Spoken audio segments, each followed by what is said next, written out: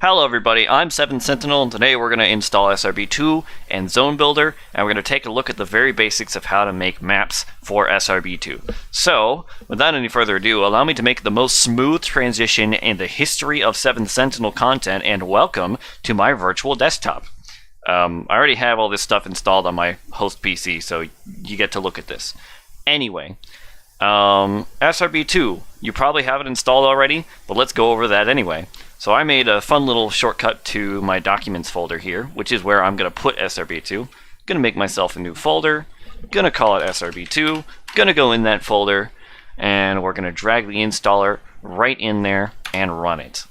You'll get a prompt like this, which will look less glitchy, and then you could just hit extract. Note, very important, if you don't just drag the installer wherever it's supposed to go, you will have to use this file browser, and this thing is awful. If you just drag it in, it will default to the directory that the installer is in, and you can just hit extract. So, I already know that that works because I installed this earlier for fun. While that's going, we're going to go ahead and open Zone Builder Setup. Links to all this stuff is in the description, by the way. We're going to run Zone Builder Setup. We're going to hit yes. We're going to hit next. We're going to hit next. We're going to hit put it wherever you want. I recommend just leaving this at the default. Sure, we'll make a start menu folder. Let's make a desktop icon too for the purposes of this. And go ahead and install, and this won't take very long. In the meantime, we can get rid of the installer because we don't really need it anymore, and finish to exit setup. Okay, while we're here, we're going to also right-click SRB2 win.exe and drag over here to make a shortcut. Very cool, right? We can get rid of that for now. We're going to click on our Zone Builder icon, and right-click on it, go to Open File Location, or if you don't want to do that, you can search for it, I guess, if you want to be stupid, and Open File Location that way. So here's basically your installation folder where Zone Builder is. You're going to go to Configurations. You're going to put this over here real quick.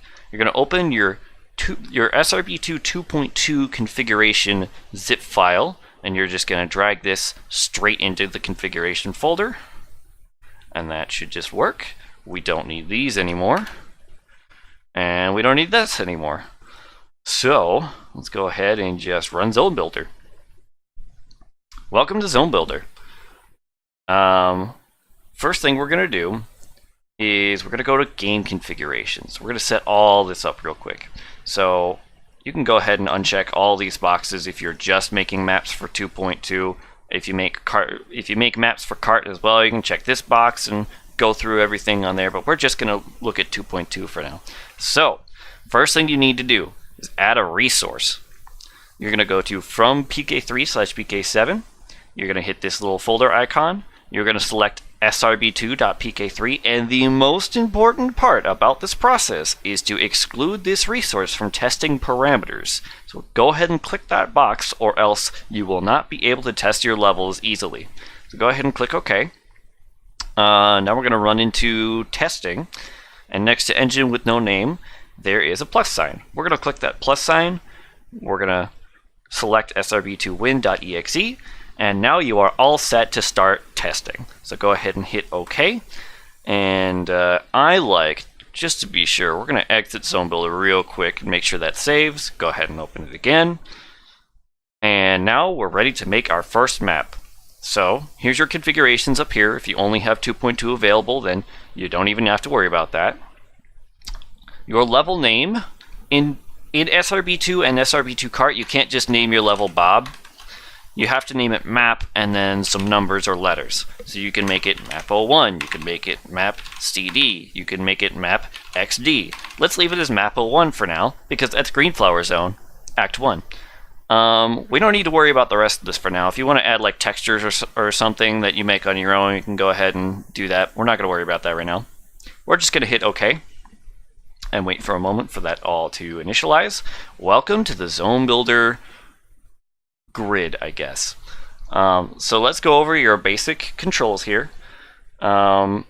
here's your Draw Lines mode, Vertex mode, Linedefs mode, Sector mode, and Thing mode. These are your essentials. There's some more stuff up here that's kind of important, but it's not that important right now. So what we're going to do, you can click anywhere in the void at any time to just draw a sector. Just go ahead and right click, and let's go ahead and make a nice big old rectangle, kind of like that. Okay, you made a sector. Good job. Let's go into vertex mode by either pressing the button or pressing the V button, and we can make our rectangle whatever shape we want. I'm going to just kind of align it to the checkers here, because that's what makes me feel good.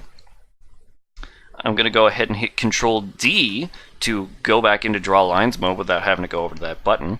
And we're just going to draw a couple shapes here. You can draw like an arrow, and let's put a square over here, and how about a circle? Let's put in a circle.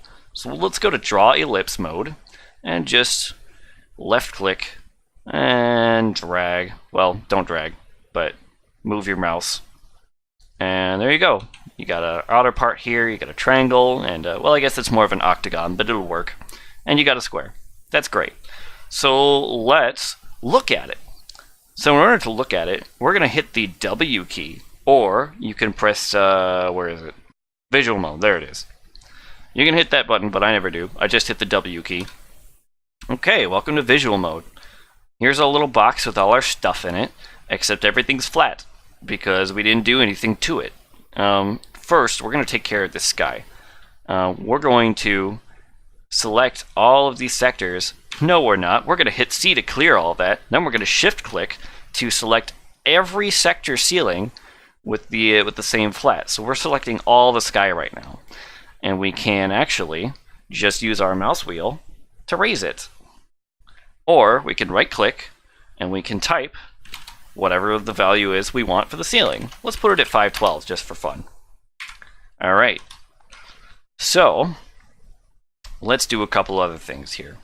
Let's go ahead and raise this triangle by, oh, I don't know, 64 units. By the way, this is your 64 by 64 basic texture. It is there to let you know that you don't have a texture here. We'll get to that in a second. So we'll raise that. We're gonna, let's see, we're gonna lower this, if I can focus on it. Yeah, sure, 360, why not? And then we're gonna leave that alone for now. So the first thing we're gonna do is we're gonna change the flat of this here. So, by the way, real quick, everything you can do in the in 3D mode, basically you can also do here. So you can, I'll show you how to do it both ways. So in classic mode, you're gonna go into sector mode, hover over whichever sector it is you want to modify, right click. You're gonna get this dialog box. You're gonna click on the graphic here to select whatever flat you want. You can go into flats or textures in order to pick one. I'll just go to all for now because I know what I'm doing. Let's just set it to GFC Fluoro 2. And look at that, we have some nice grass. Now I'll show you how to do it in 3D mode. So let's zoom out a little bit here, walk around. By the way, your controls in 3D mode are W to toggle 3D mode on and off, and then your strafe is S and F. You can move forward with E, you can move backward with D. So basically it's WASD except moved to the right by one key. Anyway, we're gonna look at this. We're gonna right click it. We're gonna set our ceiling to, how about GFC Fluoro 1? Very good. So now that we've done that, we have all these missing textures here. Let's look at how to change textures. First, let's do it to this one. That is one-sided because there's stuff on the front side, but there's nothing behind it. So it's one-sided. You can just go in here, go into textures, select any old texture you want. How about that one? Sure, why not? And then we can hit OK. But I'm not going to do that right now because I actually really like this GFZ texture. So you can do it that way. You can select multiple line defs, or excuse me, side defs, which is one side of a line def. You can do that just by left clicking whichever side def you want. You can shift click to select all side defs with the same texture that are all connected together. So what we're going to do right now is we're actually going to shift click this right here and right click. And so now we're editing 3 line defs, which it tells you here. And here's our missing texture. So we're going to go ahead and do we have, of course. So we're going to go into all and select GFZ Rock because we're already using that. Now I'm going to teach you the first essential trick in SRB2 mapping. We're going to do, this is grass, right? But we want nice, beautiful edges on our grass. So it looks kind of 3D, right? So we're going to go to middle. We're going to go over to GFZ Rock and hit tab. Now you're just, looking at all the textures in alphabetical order and zooming to this one. So here's our GFZ Rock. We're going to go ahead and put GFZ Grass here. We're going to copy and paste that into both sides because this is a two-sided line def. This is going to be your back side, or maybe it's your front side, depending on where exactly things are placed. And then over here is our front side. If we flip the line def, this would be our back side, and this would be our front side. Make sense?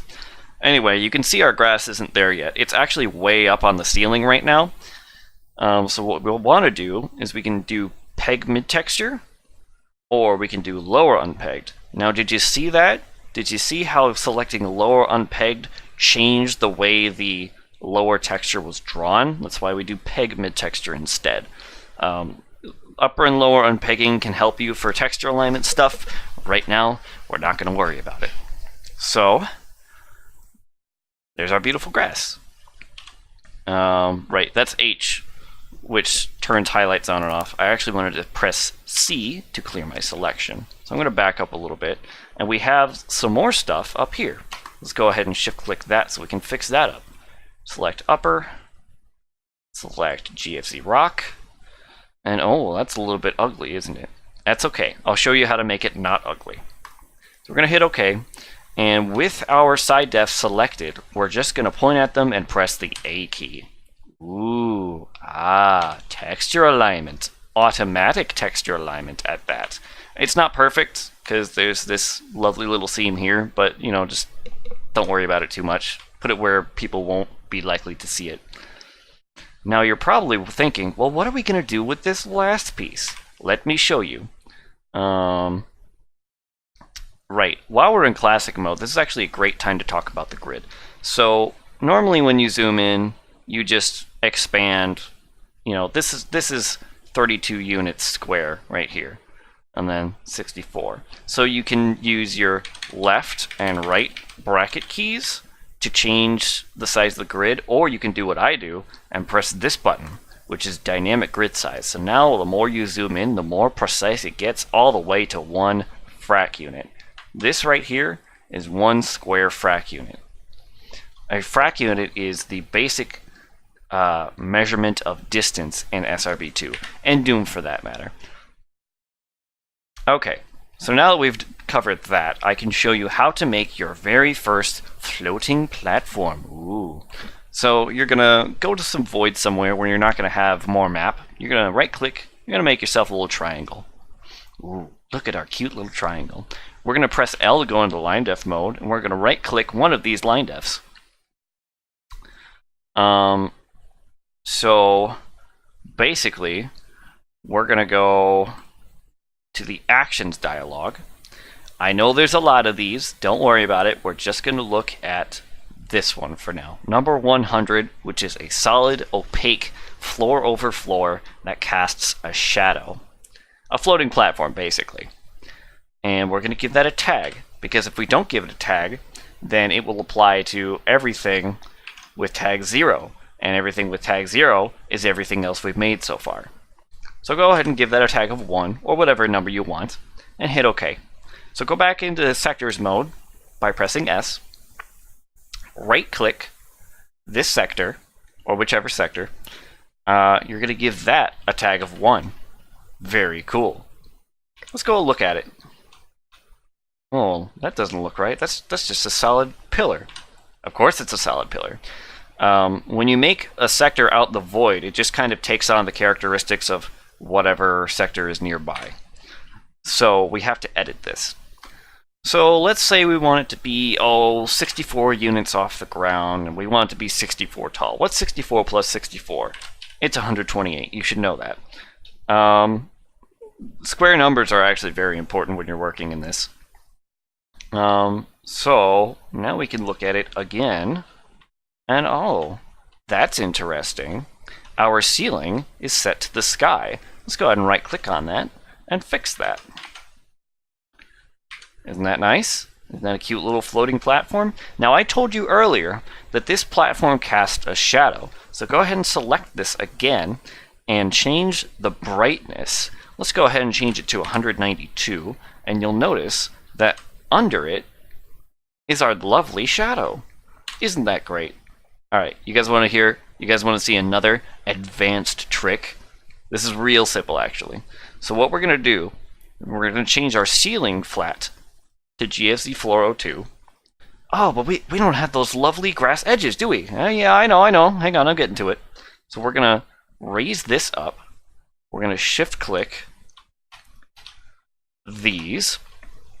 We're going to right-click to edit them. Don't worry about this for the moment, because we're actually going to put that back down in a second. We're going to do our grass trick from our triangle over there. I'm going to put this grass on both sides, and we're going to do pigment texture. And now we're going to put this back down. We're going to reselect. We're going to reselect this grass by shift-clicking.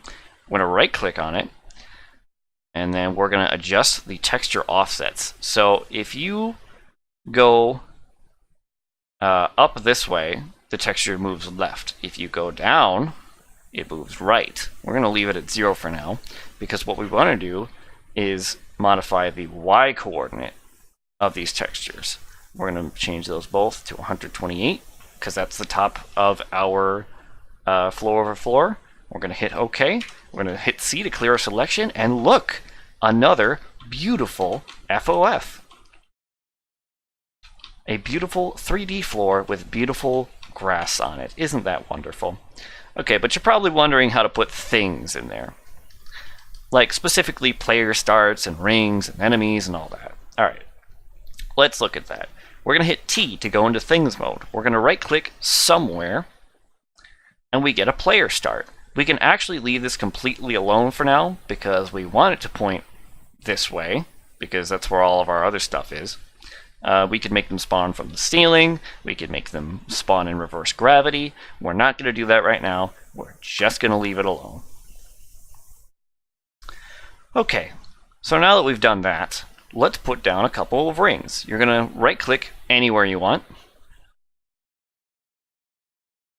Let's use the filter to find rings. So you're going to click on the ring.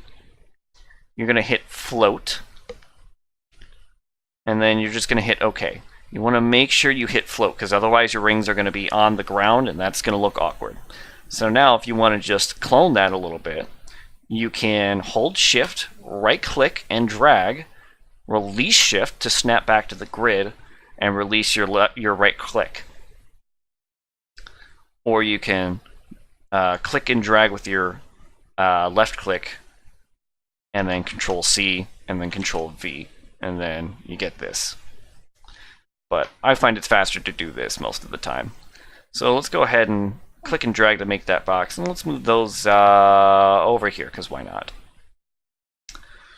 And then, how about, let's go into Vertex Mode real quick by pressing V. We're going to select these vertices, and put them, how about like that?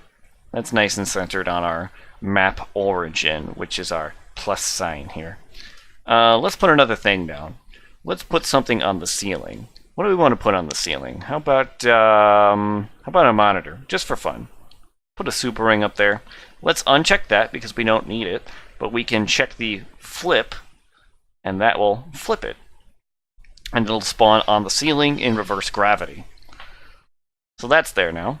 And then finally, let's put an enemy over here. Let's go ahead and put down a blue crawler. So just go ahead and type in crawler. And you don't need flip because we don't want you on the ceiling. And we're going to make sure that it faces towards wherever our player is coming from. So in this case, an angle of 180, which is straight left.